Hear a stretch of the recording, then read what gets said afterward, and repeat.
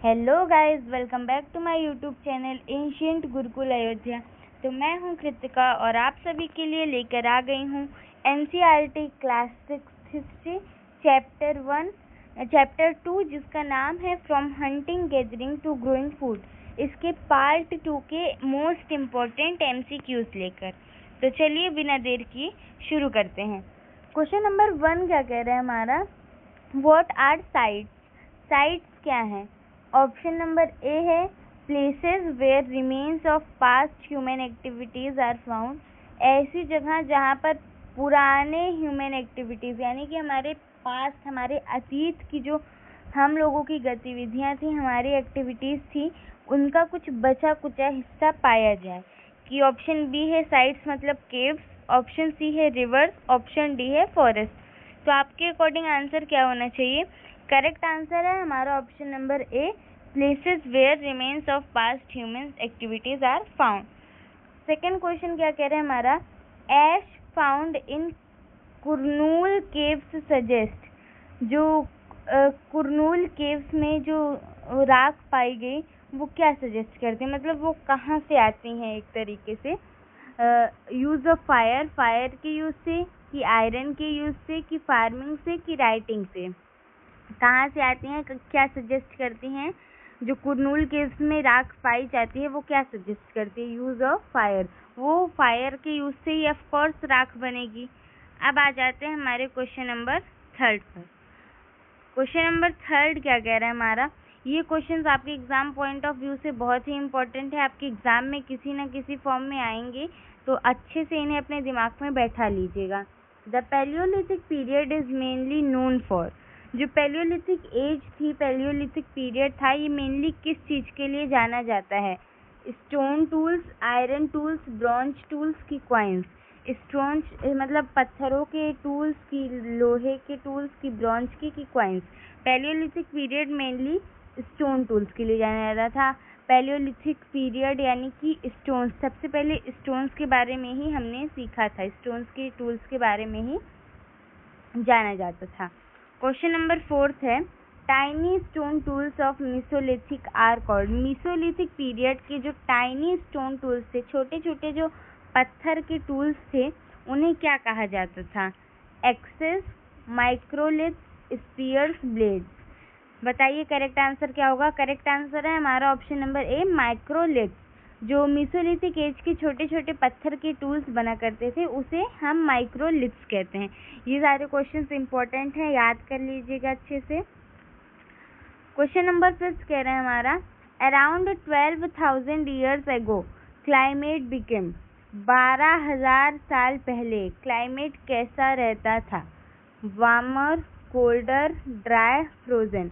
बहुत गर्म रहता था, कि ठंडा रहता था, कि सूखा रहता था, कि फ्रोजन रहता था? तो फ्रोजन और ड्राई की तो बात ही नहीं है। वार्म और कोल्डर में से कौन सा रहता था? हमारा वेदर जो रहता था वो वार्मर रहता था। ऑप्शन नंबर ए हमारा करेक्ट ऑप्शन है।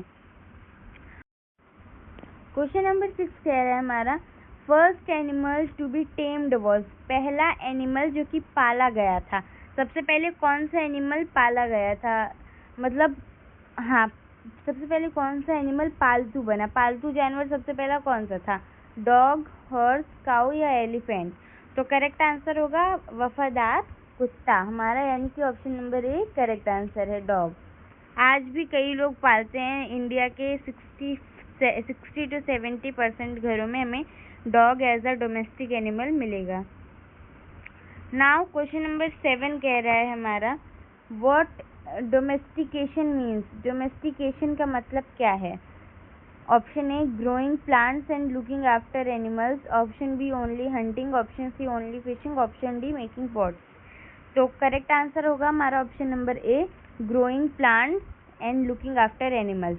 हम लोग डोमेस्टिकेशन का मतलब केवल क्या जानते थे अभी तक, कि केवल एनिमल्स की देखभाल करना, उनको अपने घर में पनाह देना, लेकिन करेक्ट आंसर है हमारा प्लांट्स को भी ग्रो करना और साथ ही साथ एनिमल्स को भी लुक आफ्टर करना, एनिमल्स का भी ख्याल रखना।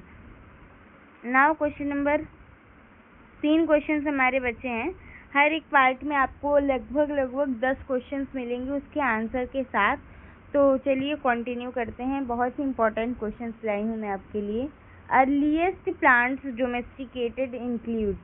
अर्लीस्ट प्लांट्स डोमेस्टिकेटेड इंक्लूड, पहले के टाइम पे जो प्लांट्स को डोमेस्टिकेट, जिसे प्लांट मतलब प्लांट को बढ़ाया जाता था। डोमेस्टिकेशन का मतलब हमने क्या देखा था, प्लांट्स को बढ़ाना, प्लांट्स को ग्रो करना और एनिमल्स को का ख्याल रखना।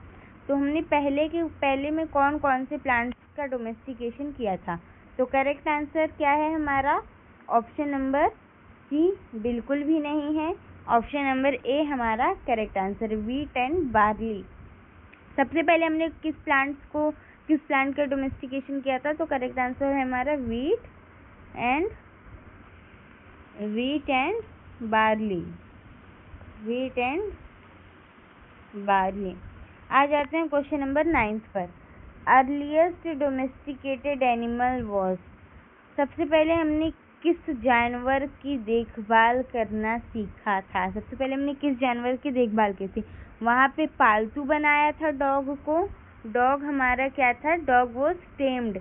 एंड डोमेस्टिकेटेड किसे किया था, शीप और गोट को। जी हाँ, करेक्ट आंसर है हमारा option number A, sheep and goat. सबसे पहले हमने शीप और गोट एनिमल को डोमेस्टिकेट किया था, उसका हमने look after the sheep and goat. Growing plants led people to. Growing plants led people to मतलब जब प्लांट्स हम ग्रो करते हैं तो वो लोगों से क्या करवाता है, stay in one place longer. वो मतलब जो प्लांट्स ग्रो करते हैं तो क्या इंसान एक ही जगह पर लंबे समय तक टिकते हैं, कि ज़्यादा ट्रेवल करते हैं, कि फार्मिंग स्टॉप कर देते हैं, कि केवल गुफाओं में रहते हैं। तो करेक्ट आंसर क्या होगा हमारा, ऑप्शन नंबर डी बिल्कुल नहीं होगा, ये हमारा एकदम इनकरेक्ट आंसर है। करेक्ट आंसर है हमारा ऑप्शन नंबर ए। जब लोग प्लांट्स को ग्रो करते हैं तब उनके यहाँ क्या हो जाता है, तब सांस वगैरह लेने में और फल फ्रूट, पहले के टाइम पे जंगल वंगल में लोग फल फ्रूट कैसे लेते थे, खान पान उनका मेनली प्लांट्स पे डिपेंड रहता था। तो जब वो एक जगह प्लांट को ग्रो कर देते थे तब उन्हें ज़्यादा कहीं इधर उधर जाने की नीड नहीं होती थी। प्लांट उनका क्या था, प्राइमरी सोर्स ऑफ फूड। आज के टाइम पे भी प्लांट प्राइमरी सोर्स है, पर आज उतना लोग समझते नहीं। आज तो बहुत सारे डेवलपमेंट हो गए हैं, बहुत सारी नई नई चीज़ें आ गई हैं।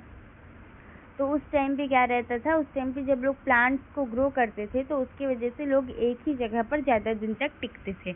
तो हमारे आज के 10 क्वेश्चंस एकदम कंप्लीट हो गए अच्छे से।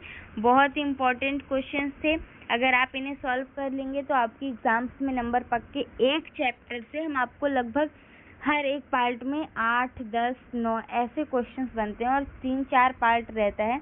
आपके 35 से 40 क्वेश्चन बिना किसी मेहनत के तैयार हो जाते हैं, और इन 35 से 40 नंबर में आपके एग्ज़ाम में आपके 10 नंबर तो फिक्स हैं।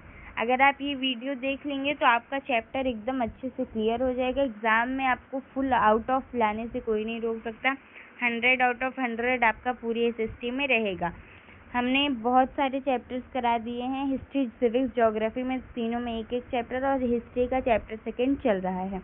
तो ऐसे ही कंटिन्यू रहिए। और यहाँ पे आपको सारे के आंसर दिए गए हैं। फिलहाल सबका आंसर ऑप्शन नंबर ए ही है, और आंसर सबका मैंने सही बताया है। आप आंसर देख लीजिएगा और अच्छे से पढ़िए। Thank you, have a nice day.